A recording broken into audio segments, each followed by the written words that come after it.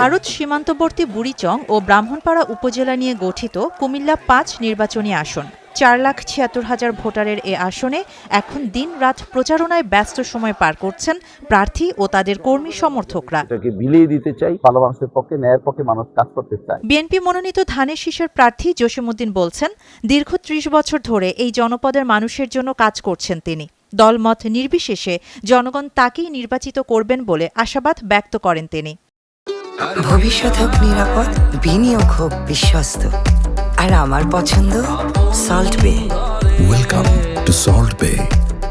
আমি দীর্ঘ ৩০ বছর এই জনপদে নিঃস্বার্থভাবে আমি কাজ করি। তা আমি ইনশাল্লাহ আমি কথা দিচ্ছি, যদি আমি নির্বাচিত হই, আমার এই জীবনটুকু আমি যেভাবে জনপদে ছিলাম, আমি আমার জনগণের মাঝে আমি সেটাকে বিলিয়ে দিতে চাই। এবং জনগণের এই জন্য বুড়িচং ব্রাহ্মণপাড়ায় জনগণের দল মত নির্বিশেষে একটি প্রত্যাশা, আগামী ত্রয়োদশ জাতীয় সংসদ নির্বাচনে আগামী 12ই ফেব্রুয়ারি সবাই মিলে ধানের শীষে ভোট দিতে চায় এবং তাদের প্রার্থী জসিমউদ্দিনকেও তারা ধানের শীষে বিজয় করে বাংলাদেশ জাতীয়তাবাদী দলকে ক্ষমতায় নিতে। ভোটের মাঠে জনগণের অভূতপূর্ব সাড়া পাচ্ছেন বলে জানিয়েছেন বাংলাদেশ জামায়াতে ইসলামী মনোনীত দাড়িপাল্লা প্রতীকের প্রার্থী ডক্টর মোবারক হোসেন। প্রশাসনের কাছে সুষ্ঠু পরিবেশে নিরপেক্ষ নির্বাচনের দাবি জানিয়েছেন তিনি। অভূতপূর্ব সাড়া, যেটা আমি মনে করি যে বাংলাদেশ একটা নজির স্থাপন হয়েছে, আলহামদুলিল্লাহ। সেটা আমরা আগামী 12 তারিখ ইনশাল্লাহ আমরা সেটা আপনারা প্রমাণ পাবেন ইনশাল্লাহ। তো আলহামদুলিল্লাহ, মানুষের পরিবর্তন চায়। আজকে প্রত্যেকটা মানুষেরই তার 54 বছর তো বিভিন্ন দলমত আদর্শ দেখছে, মানুষ এখন চায় যে একটি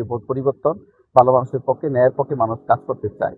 তো সেই ক্ষেত্রে আমরা প্রশাসনকে বলছি যে প্রশাসন যেন সুষ্ঠু, সুন্দর, নিরপেক্ষ একটি ইলেকশনের ব্যবস্থা করে, সেটি আমরা প্রত্যাশা করি। এই আসনের আরেক প্রার্থী এবি পার্টির কেন্দ্রীয় যুগ্ম সাধারণ সম্পাদক ব্যারিস্টার জোবায়ের আহমেদ ভূঁইয়া নির্বাচিত হলে এই এলাকার আর্থ-সামাজিক উন্নয়নে ভূমিকা রাখবেন বলে জানিয়েছেন তিনি। 2024 সালের পরে নতুন বাংলাদেশ মানুষ চায়।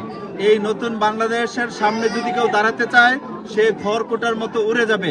এখানে কোনো সন্ত্রাস, চাঁদাবাজি, ভয় সংস্কৃতি চলবে না। ইনশাল্লাহ জনগণ সবগুলোকে রুখে দিবে। এবং একটা প্ল্যান রয়েছে বুড়িচং ব্রাহ্মণপাড়ার সিটি তৈরি হয়, এই স্যাটেলাইট সিটি হিসাবে এখানে যাতে একটা চমৎকার পরিবেশ তৈরি হয়, অর্থনৈতিক অবকাঠামো তৈরি হয়, শিক্ষার পরিবেশ তৈরি হয়, যাতে এখানে এসে নিরাপদে মানুষ বসবাস করতে পারে এবং উপার্জন করতে পারে, এই ব্যবস্থা করবো ইনশাল্লাহ। এবং বুড়িচং এর যে নাগরিক সেবা, ব্রাহ্মণপাড়ার যে নাগরিক সেবা গ্রাম পর্যন্ত পৌঁছে দেবো ইনশাল্লাহ। গ্রাম পর্যন্ত সরকারের সেবাগুলোকে নিয়ে যাব, এটি হলো আমার ওয়াদা, এগুলো আমরা করব। এলাকার নানান সমস্যার কথা তুলে ধরে এসব সমাধানে যিনি কাজ করবে এমন যোগ্য প্রার্থীকেই বেছে নিতে চান ভোটাররা। যেহেতু বিগত 5-7 বছর অনেক উন্নয়ন হয় না, এই জন্য খুব রাস্তাগুলো ভেঙে গেছে। এগুলো উন্নয়ন দরকার বর্তমানে। প্রথমে তো সবার আগে দেখা যাচ্ছে রাস্তার যে অবস্থা, সবাই তো রাস্তাঘাট দিয়ে বের হলে সবাই ভুগতেছে এই রাস্তার অবস্থা।